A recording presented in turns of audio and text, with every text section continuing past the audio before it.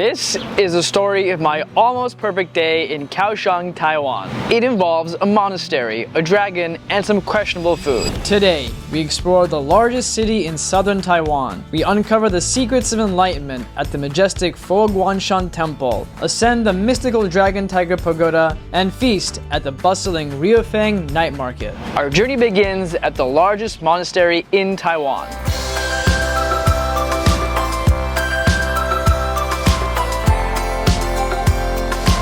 Alright guys, I just got to the Fo Guang Shan Monastery. This is the largest monastery in Taiwan. And as you can hear behind me, there's a lot going on right now. Now this place isn't just big, it's very big. This is a monastery, it's temples, it's learning facilities, it's a museum. It's essentially a showcase to Buddhism. It's a place for people to come to pray. And it has a very large Buddha inside and also contains one of the holy relics of Buddhism. Before entering the main hall, guests are greeted to imposing statues of elephants and lions on either side of the entrance. In Buddhism, the elephant represents noble dignity and is used to commemorate Buddha's birthday, while the lion represents Buddha's fearlessness and majesty.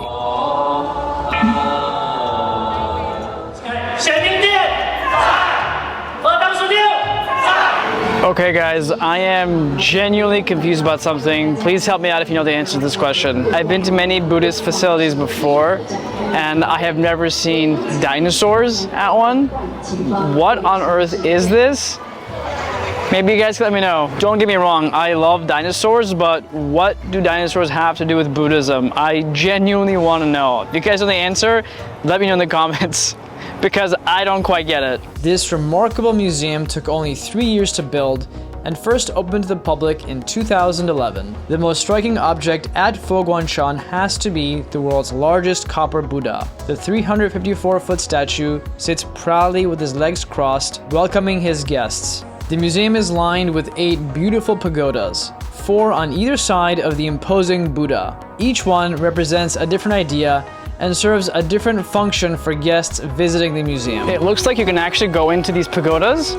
Let's check it out. When I walked into the pagoda, there was a very kind lady at the entrance greeting visitors, and she kind of scuttled me into this room that I'm currently sitting in. There's a TV playing in the background showing some of the history of the Buddha Museum that we're in right now and what the facility has to offer.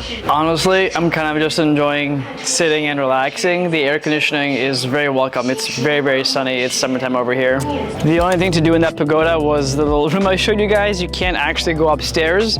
Now there are rows of pagodas, as you can see. I'm gonna pop into one more, see if it offers the same thing or something different, because I do believe you can go into all of these pagodas. So that was one on the right hand side. Let's check out one on the left hand side now.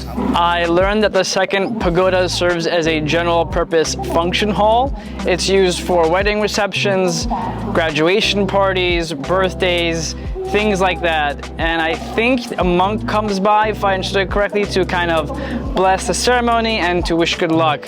Very nice space, and there's a little Buddha inside, as I showed you guys. The lady inside also told me that this facility here is actually not a monastery. This is a Buddhist museum. I think showcasing the history of Buddhism and modern day Buddhism and kind of its trajectory through time. And it's a way to kind of introduce individuals and children to the teachings of Buddhism and to showcase what it has to offer. Next door, there is another complex, literally right across the street. That area, I believe, has several different monasteries, but this one is not a monastery. Another thing I learned today, near the entrance, you have the traditional Chinese long style pagodas that are stacks. As you come closer to the Buddha statue itself, you have 2 Indian pagodas, and that symbolizes the transition from the, currently located facility in Taiwan, having the Chinese pagodas, going back in time to Buddha's homeland of India, and having the more Indian style pagodas right next to them. So I thought that was a pretty cool touch. Another fun fact, you have 2 instruments that are commonly used in Buddhism, a drum and a bell. On the left and the right hand side of the Buddha behind me, you have a tower with a drum and a tower with a bell that are used in the ceremonies here. Look at me, I'm learning so much about Buddhism. I knew none of this, but I popped into some of the pagodas and there are very helpful employees there who are kind of eager and excited to teach you about Buddhism. So I'm just telling you guys what I've been told. This is the entrance to the actual museum here. It is located right underneath the giant golden Buddha. A little bit past this is where the golden Buddha is sitting. You can't actually see it because we're too close. And just to give you like a frame of reference, this is the entrance to the whole facility. You walk up the stairs past the pagodas, you get all the way to the end, to the entrance of the museum. Now this is a no filming zone. I couldn't actually film the inside for you guys, but it's definitely worth a visit if you are here. Lots of beautiful, beautiful ornaments, different exhibits. There's actually various jade Buddhas inside as well. It's just very, very well done, very ornate, and something you definitely don't want to miss if you come all the way out here. You will find one of the main relics of Buddhism located inside of this museum. It is one of the 3 existing teeth of Buddha that still exists today. It's located in a very ornate, beautifully decorated room full of different jade sculptures on the walls. The actual tooth itself is in a display case overlooking a reclining Buddha made out of solid white jade that's apparently been imported from Myanmar. I can't say enough good things about it. It's truly beautiful. If you've come all the way to southern Taiwan, definitely make your way out here. This place is just magnificent. Just walked inside the main entrance here to the monastery complex, and not gonna lie, I am very surprised. This looks kind of like the interior of a mall. You have what appears to be a local coffee shop slash cafe. There's a full-fledged Starbucks. I would never have thought that this place, about 45 minutes from the center of town, monastery, has a Starbucks in its lobby. That's different. And it's not just the Starbucks and the cafe. There's another little vendor here selling drinks, which is actually very nice because it's extremely warm today. And yeah, there's a little cafeteria here, looks like, with food. And there's even a little side store selling teapots, mugs, different containers. I'm not really sure which deity this is. I am a proud omnivore. I love to eat meat. But as far as I can tell, every restaurant in this complex is vegetarian. So today I'm gonna do the unthinkable. I'm gonna eat at a vegetarian restaurant. And honestly, this place doesn't look too bad. It's very busy, clearly very popular with the locals, and there's about a half-hour line to get in. So hopefully everything tastes okay and I can actually get full. Oh yeah, I love dumplings. Let's get some of these. Deep fried, savory dumplings. I didn't say what vegetables are in there, but gotta try dumplings right here in Asia. We do have a bit of a language barrier with the menu here. Some of the menu items have English translations, some of them don't. Funny enough, a couple of the items, the pictures look very, very good. Like this dish right here, looks like there's chili, tofu, peppers. Not really sure, Chinese only, so I can't tell you what this is, but we're gonna order it. And this mystery dish also looks pretty damn good. Again, don't know what it is. I'm guessing it's this one, minced soy meat with pine nuts, but I don't know. I think these letters look the same. That's what I'm basing this off of. Yeah, I'm pretty sure they're the same characters, so minced soy meat. I didn't know soy had meat in it. I think it's just the soy plant, but we're gonna give this a try. Also, another interesting difference here, when I sat down, the waitress didn't ask what I want to drink. She turned the menu to the tea section and asked me what kind of tea do I want. Well, she didn't ask me, she pointed it. The default beverage to order here is tea, not water. Makes sense. It's good tea. Normally they ask if you want hot or cold, but again, language barrier, so I just pointed at the tea, hoping she would know I meant cold, but we got hot instead. So now I'm drinking a scalding hot cup of tea on a sunny day. So I've just placed my order. I think they realized that I don't speak any Chinese, so they sent me a different waitress.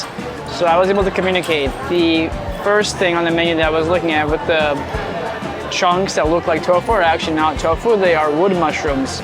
So it's like a wood mushroom vegetable medley. I ordered it anyway. Let's see what comes out. All right, our first dish has arrived. This is the sesame tofu. Not quite what I was expecting. It's cold. Do you eat it with this giant spoon? I actually have no idea. It has a, yeah, soy, acidic, vinegary smell to it. Yeah, you can taste the sesame. It's like a sesame paste, kind of mixed in with the liquid. This is actually not bad. It's actually good. It's a little sweet. The menu said savory, but there's a bit of sweetness to it. I actually am enjoying this tofu, and I'm not a guy who normally likes tofu, but this is very well done. Let's see what this red stuff is, this garnish. Ooh, okay, yeah, this smells like seaweed, so I don't want to put the whole thing in my mouth. You know what? That's actually not too bad. It's not too bad. I think it is seaweed, but it's a light flavor. When you smell it, it's very strong, but the actual taste itself is light. This green thing, this is wasabi. So let's try a little bit of wasabi with the sesame tofu. Yeah, not a great combination because the sesame tofu is a little bit sweet and the wasabi is spicy and the wasabi has like kick to it, so not a good combination. But the tofu itself with the sesame sauce is very, very, very good. I'm like shocked. All right, now let's give these dumplings a try. They look very, very good. Excellent presentation. Just to give you a close-up of what this dumpling looks like. Looks amazing. It's actually very warm, really freshly fried. Bon appetit.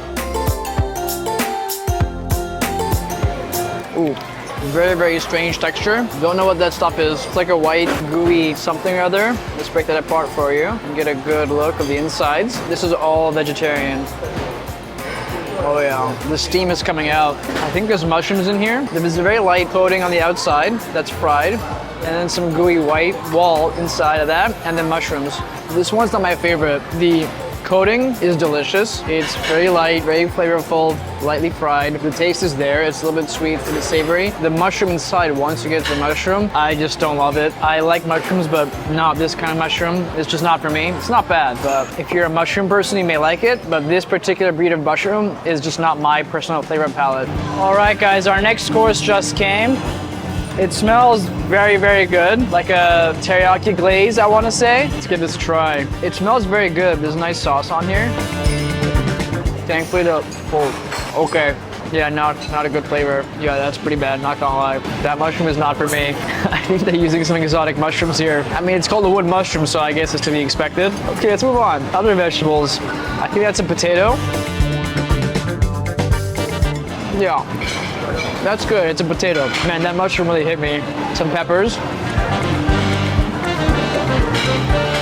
Also good. And we have chilies on here, which give this dish a slight kick to it. But actually, now that I'm taking a closer look, there's only 3 ingredients in this dish. It's the potato, the pepper, and the mushroom. The potato and the pepper, both very good. The mushroom, I mean, as you can see, it's not my favorite, to put it politely. And for our final dish, you have the minced soy meat with vegetables. Okay, it looks very nice. It does not smell very nice. Comes with a side of bread, which I am looking forward to. It's like a nice pita bread. Yeah, bread's good. As you can see, we are starting with these safer options and progressing down the line here. I think you're supposed to wrap it as like a sandwich because there's pieces of lettuce and the bread. I think you kind of wrap it and eat it together. So let's give it a shot. I don't want to put too much in here because I am a little bit nervous, but I will taste it nonetheless. Here's our vegetarian soy lettuce wrap. I'm gonna try not to smell this as I eat it because it smells really bad. Not very good. I think it's fermented. There's definitely like a fermented flavor to this. I'm not really tasting the vegetables. It tastes kind of food has gone bad. That's kind of what this tastes like a little bit. And it's warm. It's very strange. I'm gonna do one more bite.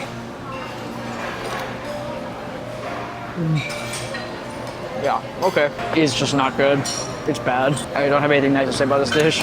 Well, what did I learn today? I learned that I like to eat meat and a vegetarian restaurant is not for me. The presentation of all the food was excellent, but ultimately the flavor was not good, to put it kindly. Some of those dishes were just flat out bad. I also know that tonight I'm getting a nice steak for dinner to make up for that lack of lunch. If you are visiting Kaohsiung, Taiwan, I think it is definitely worth it to make a trip out here to this complex. Fo Guang Shan is located about a 45-minute drive from the city. I took an Uber and it cost $32, so I thought that was pretty cheap. If you want to take public transportation, I do think that is an option that's also available to you. But honestly, for 32 bucks, I would just take an Uber because there's a lot to do here. You're gonna do a lot of walking and you're probably gonna be tired. Make sure you allocate enough time as this facility is very, very large. There's a lot to see. I didn't even see everything, and it took several hours just to get through. So definitely worth making a trip out here. And now we head back closer to the city Kaohsiung to visit one of the most recognizable icons in the city. That's probably one of the first things you see when you Google Kaohsiung.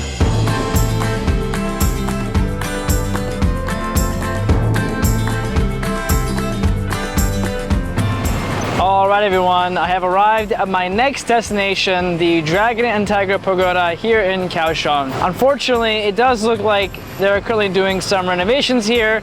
I think it's ongoing for the next few months. Well, let's go take a closer look. It looks like the top floors are closed for renovation, but the entrance and the exit are open for the public. Now, I know based off of Google and a sign that's right here that you're supposed to enter through the dragon's mouth and leave through the tiger's mouth. That gets rid of your bad luck and brings you good luck. So fingers crossed that it actually works. Let's do it.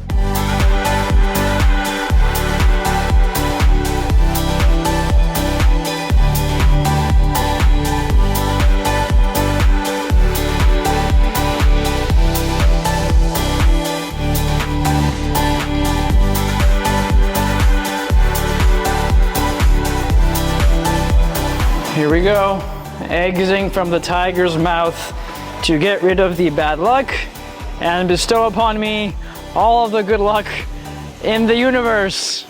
Fingers crossed. Well, that was fun. Not a whole lot to do here, but visually, these are very nice looking pagodas, and I've actually never seen one themed to a dragon and one themed to a tiger before, so that was cool. If you're coming all the way over here, don't worry, right across the street is another temple that you can visit. I'm not exactly sure what kind of temple this is, but there's a ceremony going on, and literally it's right across the street, so you can come here and hit both at the same time. If that's not enough for you, right across the water, right here is another pavilion. We're gonna go check it out too. It looks like they're not only renovating the two pagodas, they're also renovating this entire waterfront walking path. There was a poster. It's gonna look really nice when it's done. Well, this is a pretty cool spot if you want to explore some of the local religion here in Kaohsiung. It's right in the city, so it's not very far, and there's different spots right along this lake for you to explore. Different pagodas, different temples. There's actually a different one right across from me, which you can hear in the background. Don't know which denomination this temple is, but point being, there's a lot concentrated within this one little area. Just look up Dragon Tiger Pagoda and walk around, explore, and enjoy. Now, if you're a fan of eating like a local when you travel, I have just a spot for you. We're gonna head to the Ruifeng Night Market and see what the local people here have for dinner. We have just arrived at the market. It's currently 5 p.m. here in Taiwan. The vendors are just starting to open up and welcome their first hungry customers of the night. The Ruifeng Market is the largest in Kaohsiung, with over 100 stalls serving hungry customers. You can find all sorts of local delicacies like fried squid, grilled meats, and chicken feet, and even some not so local options. I think I'm gonna pass on eating the food tonight, but there is an arcade right next to all the food stalls. I might go for a game later.